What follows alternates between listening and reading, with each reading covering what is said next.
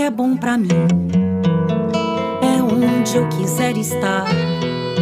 A estrela ainda brilha, ela é quem vai me guiar. Ser guerreira é minha sina, batalhando pra vencer. Tenho voz pra ser ouvida, tenho sonhos pra viver.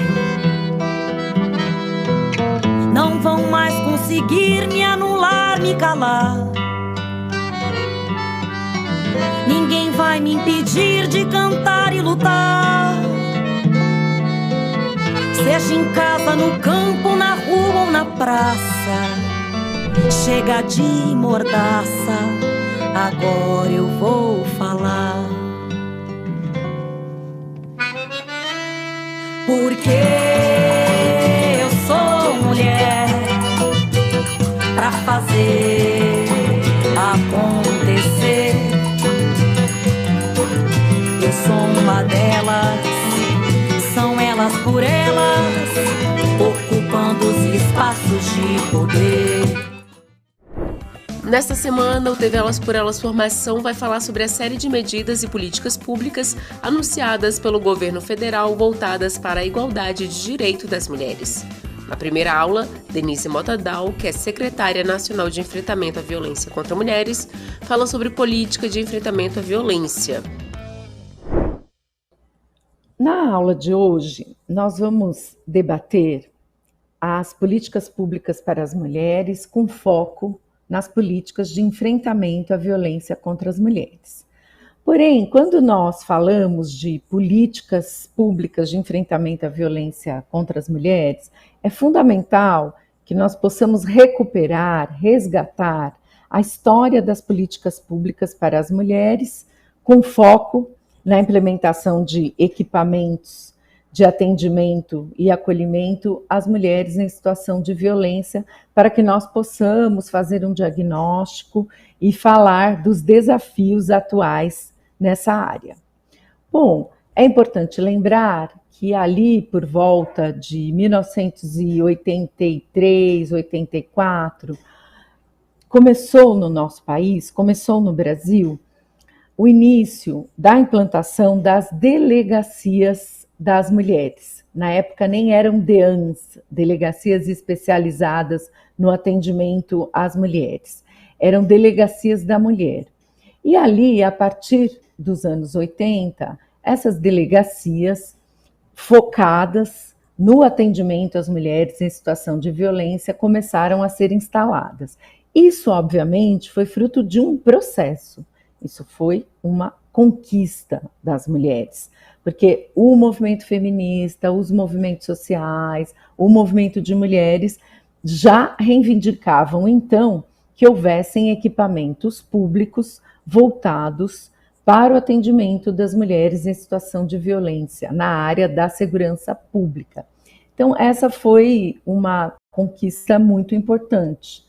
E, a partir daí, começou-se a, em diversas cidades, serem implantadas as delegacias da mulher.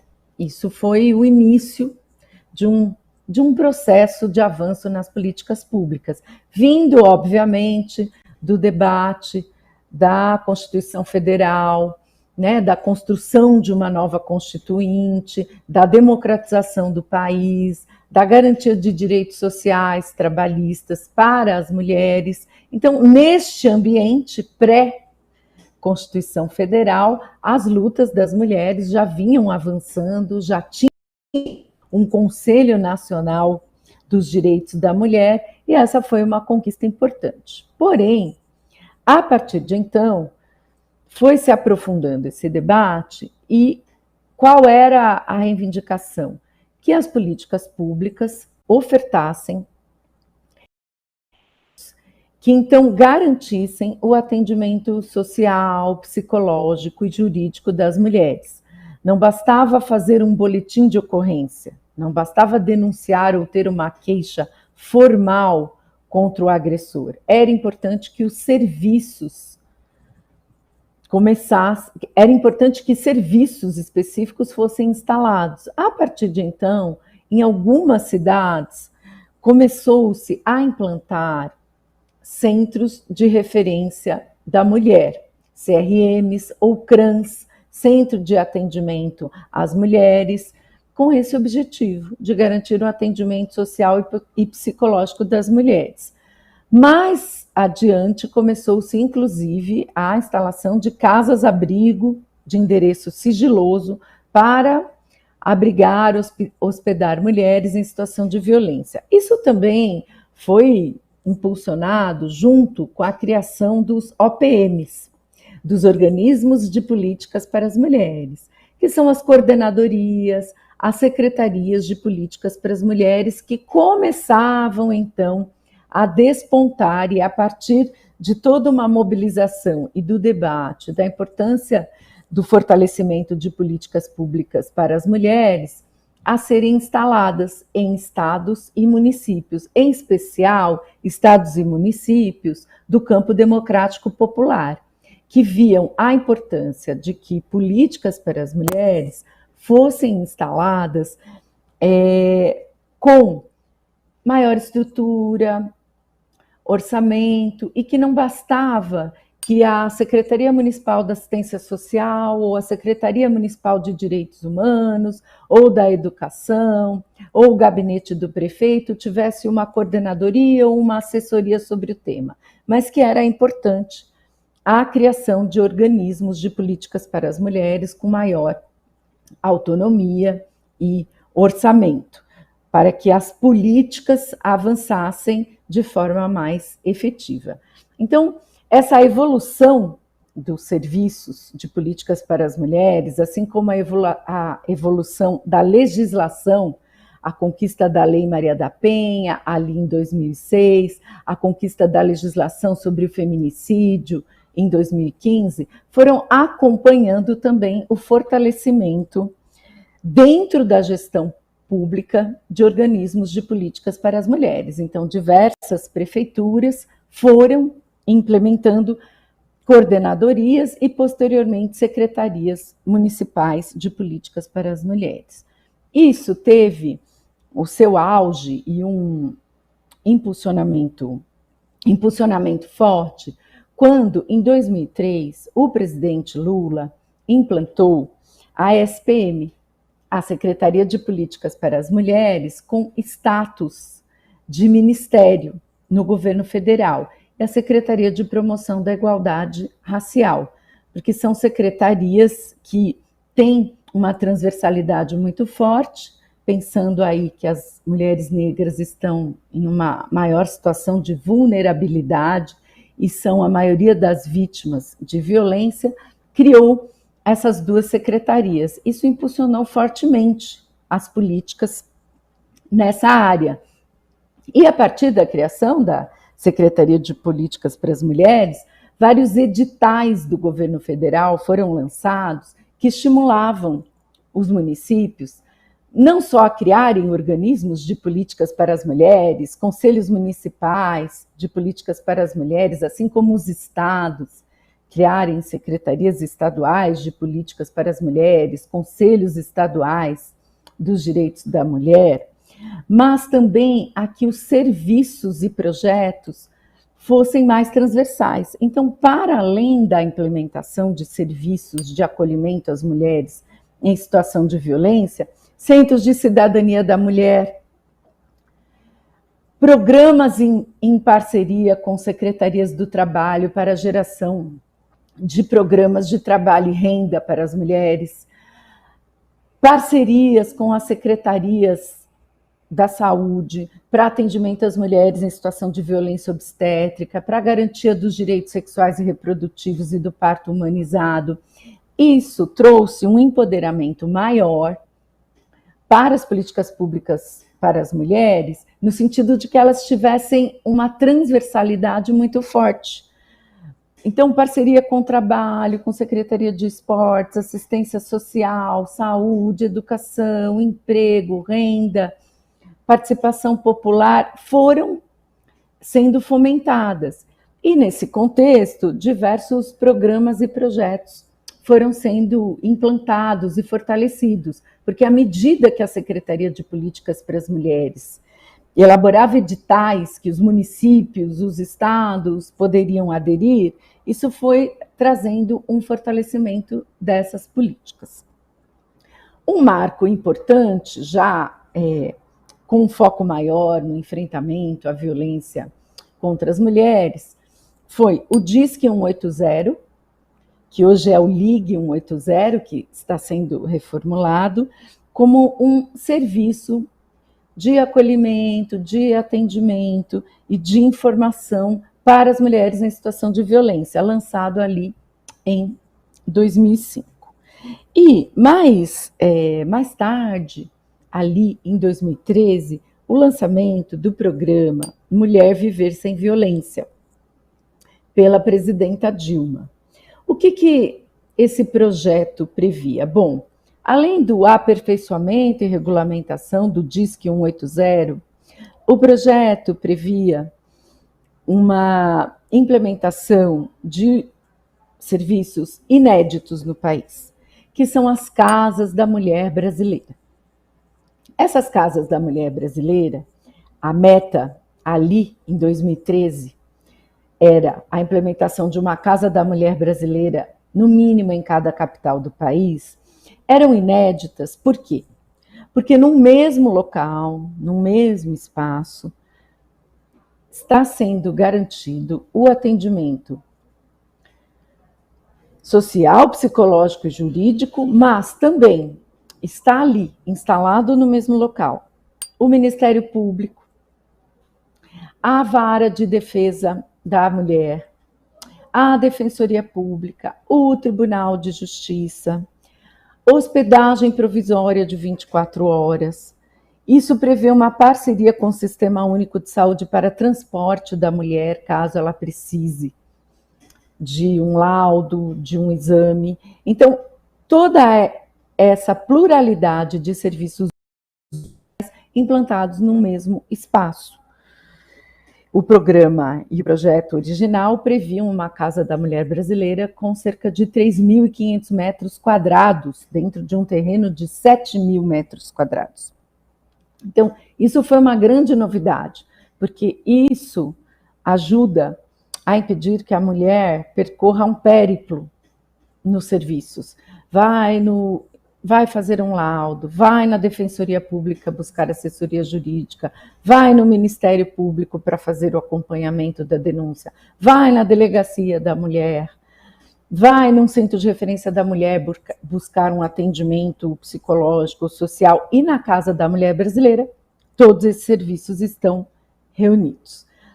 Estávamos avançando no sentido da implantação de Casas da Mulher Brasileira em cada capital do país, estávamos avançando na consolidação do Plano Nacional de Políticas Públicas para as Mulheres, onde o enfrentamento à violência ocupava boa parte dos objetivos do plano, o Serviço 180 sendo gradualmente estruturado, quando veio o golpe contra a presidenta Dilma em 2015. A partir de então, a partir do golpe, esses programas foram desmontados, desestruturados, paralisados, a grande maioria deles. E o impacto nas políticas públicas para as mulheres foi um impacto grande. Eu vou aqui falar de alguns destes impactos do desmonte nas políticas públicas para as mulheres. Bom, acho que um impacto importante foi que nós, então, não tínhamos mais uma Secretaria de Políticas para as Mulheres com status de ministério, e sim um Ministério da Família, da Mulher, dos Direitos Humanos, de forma unificada. Então, quando nós colocamos a mulher desta forma, não pensada como um sujeito de direito, mas somente pensada dentro da família, como se houvesse só um tipo de mulher ou um tipo de família a ser atendido, é que começou o desvirtuamento do conceito de políticas públicas para as mulheres, porque nós temos diversos tipos de família. Nós temos mãe solo, nós temos famílias de casais de lésbicas, famílias de casais de gays com filhos, nós temos transexuais que são pais e que são mães. Então nós temos um conceito vasto do que é a família hoje. E esse conceito de família tradicional, com um casal heterossexual e um filho, ou um conceito de só visualizar e elaborar políticas para as mulheres a partir da maternidade, já trouxe um desmonte grande nas políticas que previam a autonomia da mulher, seja sobre a sua vida social, econômica, seja sobre o próprio corpo. Então, esse foi um estrago grande no conceito de políticas públicas para as mulheres. Bom, a partir daí, o programa Mulher Viver Sem Violência, que foi o programa lançado em 2013, que previa, como eu já disse, a implantação das casas da mulher brasileira, das unidades móveis para atenderem as mulheres rurais, das unidades fluviais para atenderem as mulheres ribeirinhas e do campo e da floresta, a garantia que o 180 fosse um serviço de acolhimento e de atendimento às mulheres, a transversalidade dos programas da área de políticas para as mulheres foi sendo desmontada. E não foi só no conceito que esses programas foram sendo desmontados, foi também no orçamento. Quando nós deixamos o governo ali em 2015, antes do golpe que cassou a presidenta Dilma, nós tínhamos 236 milhões de reais, 236 milhões de reais reservados para implementação do programa Mulher Viver Sem Violência. Quando foi retomado o governo, agora, na eleição do presidente Lula em 2022, e que nós iniciamos o governo com a criação do Ministério das Mulheres em 2023, nós encontramos 23 milhões de reais. Já a equipe de transição diagnosticou que nós teríamos 23 milhões de reais para implementação dos programas de atendimento às mulheres, né? Para as políticas públicas para as mulheres, não só para a violência, né? Para o conjunto dos projetos, todos esses projetos transversais que eu citei aqui, caso nós quiséssemos retomar com o orçamento que havia, tinham somente 23 milhões. Obviamente que isso foi mudado, eu vou falar um pouquinho disso na próxima aula. Nessa aula eu estou falando mais do diagnóstico do que encontramos. Bom, além disso, a pandemia explicitou a situação de vulnerabilidade e a situação de um trabalho mais precarizado das mulheres, né?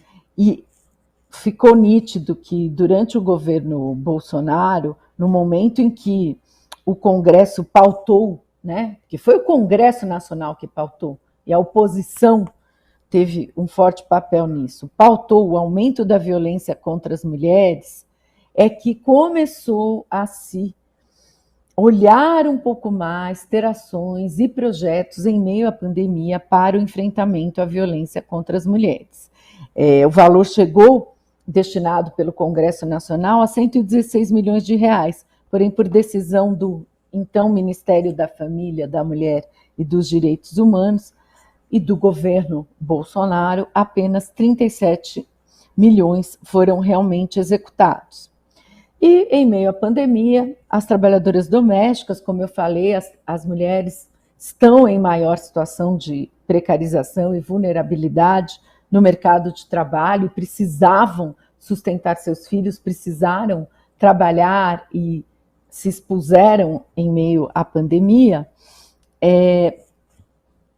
elas sofreram muito, né, com risco à própria saúde, a queda da renda, perda de emprego, perda de direitos, foram as primeiras infectadas e impactadas, né, o avanço da formalização da categoria que vinha vindo também como um avanço, né, um legado do governo da presidenta Dilma, também foi impactado e houve não só a redução da formalização, mas muitas trabalhadoras domésticas perderam seus empregos e nós recebemos, né, o governo com 37 milhões de brasileiros e brasileiras passando fome. E, obviamente, infelizmente, o índice para as mulheres ultrapassando essa trágica média nacional de pessoas em situação de miséria, em situação de insegurança alimentar. Né? 1 em cada 5 lares chefiados por mulheres não tem o que comer na mesa. Isso foi a situação que nós recebemos o governo federal. E nos domicílios em que a responsável é uma mulher negra, a fome aumentou de 10,4% para 18%, além do aumento do desemprego generalizado, onde a taxa de desalento entre as mulheres é mais do que o dobro do que a taxa entre os homens. Então, foi um governo que fechou a porta para as mulheres no mercado de trabalho, né, do ponto de vista de não garantir projetos nem apoio às mulheres no mercado de trabalho. Tanto é que as mulheres ganham 20% a menos do que os homens para a mesma função. Né? Essa é a realidade e isso foi se ampliando, foi se enraizando mais diante da inação, da omissão do governo Bolsonaro em meio à pandemia, não só em relação à vacinação da população, mas em relação à proteção dos trabalhadores e das trabalhadoras da saúde, a geração de emprego e renda para a população. Nós vimos que o auxílio emergencial só saiu por conta da pressão da oposição no Congresso Nacional, senão a população teria sofrido muito mais, né? Além das mortes, né? Chegando a 700 mil mortes no Brasil, ainda não teriam tido os projetos para mitigar, para minimizar os impactos nefastos da pandemia de Covid-19. Bom, para irmos fechando esse quadro tenebroso do diagnóstico da situação em que o país foi encontrado, nós temos o desmonte, né, das principais políticas públicas criadas e implementadas. Então, recuperando, o desmonte foi no Programa Mulher Viver Sem Violência, no Pacto Nacional pelo Enfrentamento à Violência contra a Mulher, nas ouvidorias da mulher, na implementação das Casas da Mulher Brasileira, no Disque 180, no Programa Pró-Equidade de Gênero e Raça, no Programa Diálogos com o Mundo do Trabalho, na estratégia de incentivo à criação de organismos de políticas para as mulheres governamentais, na Política Nacional de Atenção Integral à Mulher e no Observatório Brasil de Igualdade de Gênero. Essas ações foram parte de estratégias de transversalização das políticas para as mulheres, articuladas com os programas Minha Casa Minha Vida, Bolsa Família e Luz para Todos. Esses programas foram descontinuados ou desmantelados. E aí, então, tivemos o diagnóstico que eu já citei aqui, de um aumento grande da violência contra as mulheres. Nós temos hoje no Brasil, a cada 6 horas, a morte de uma mulher, né? Hoje, a cada 6 horas, acontece o feminicídio no Brasil. Isso, obviamente, é fruto não só do desmonte dos programas que eu já citei aqui, mas também do fomento cruel da necropolítica de estímulo ao ódio, ao racismo estrutural, à homofobia, à transfobia, à misoginia contra as mulheres, ao armamento da população como se isso fosse resolver o problema da segurança pública, não a criação de uma segurança, de uma política de segurança pública cidadã, mas uma política de segurança pública meramente repressiva. Então, esse foi o quadro que nós encontramos no novo governo e terceiro governo do presidente Lula na área de políticas públicas para as mulheres. E na próxima aula eu vou falar então do que nós estamos realizando, quais são as políticas públicas que o Ministério das Mulheres, criado no dia 1º de janeiro de 2023 pelo presidente Lula, ocupado pela ministra Cida Gonçalves, estão implementando para enfrentar esse quadro que hoje é dramático. Na aula de hoje, Denise Motadal falou sobre políticas de enfrentamento à violência contra as mulheres. Não percam que amanhã tem muito mais. O TV Elas por Elas Formação é de segunda a sexta-feira, sempre às 4 horas da tarde, aqui na TV PT. E você ainda pode acessar todas as aulas da playlist TV Elas por Elas Formação no canal da TV PT no YouTube ou em formato de podcast no Spotify.